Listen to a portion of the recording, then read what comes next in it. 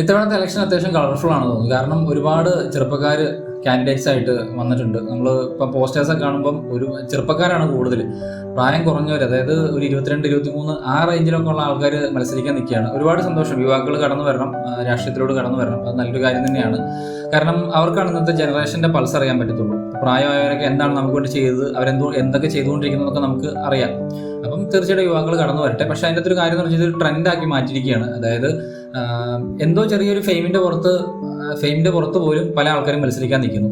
അവർക്കൊന്നും പ്രോപ്പറായിട്ടൊരു കമ്മ്യൂണിക്കേഷൻ പോലും ചെയ്യാൻ സാധിക്കാത്ത ആൾക്കാരാണ്. അത് കഴിഞ്ഞ ദിവസം ഒരു ഏറ്റവും പ്രായം കുറഞ്ഞൊരു വ്യക്തി എന്നും പറഞ്ഞ് മീഡിയാസ് ഒരാളെ ഇന്റർവ്യൂ ചെയ്യുന്നത് കണ്ടു. അപ്പോൾ ആ കുട്ടിക്ക് ശരിക്കും സംസാരിക്കാൻ പോലും പറ്റത്തില്ല. ഒരു കാൻഡിഡേറ്റ് ആണ്.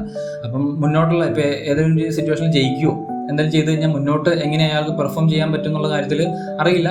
ചെയ്യുമായിരിക്കും, പക്ഷെ എന്നാൽ പോലും വോട്ട് ചെയ്യുന്ന ആൾക്കാർ ഒന്ന് നോക്കി കണ്ടൊക്കെ ചെയ്യുക. അതൊക്കെ നല്ലതായിരിക്കും. കാരണം യുവാക്കൾ മുന്നോട്ട് വരണം, അത് വേണ്ടെന്നല്ല. പക്ഷെ നല്ല രീതിയിൽ പെർഫോം ചെയ്യാൻ പറ്റുന്ന യുവാക്കൾ മുന്നോട്ട് വരണം, അത് നോക്കി ചെയ്യുക എന്നുള്ളതാണ്.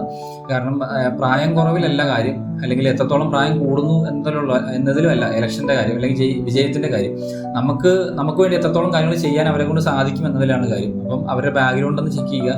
അവരെങ്ങനെയായിരുന്നു, ഇതിനു മുമ്പ് എന്തെങ്കിലുമൊക്കെ കാര്യങ്ങൾ ചെയ്തിട്ടുണ്ടോ, നമുക്ക് എന്തെങ്കിലുമൊക്കെ സമൂഹത്തിന് പ്രയോജനമുള്ള കാര്യങ്ങൾ ചെയ്തിട്ടുണ്ടോ എന്നൊക്കെ ഒന്ന് ജസ്റ്റ് ചെക്ക് ചെയ്തതിന് ശേഷം വോട്ട് രേഖപ്പെടുത്തുക. അത് എന്തുകൊണ്ടും നല്ലതായിരിക്കും.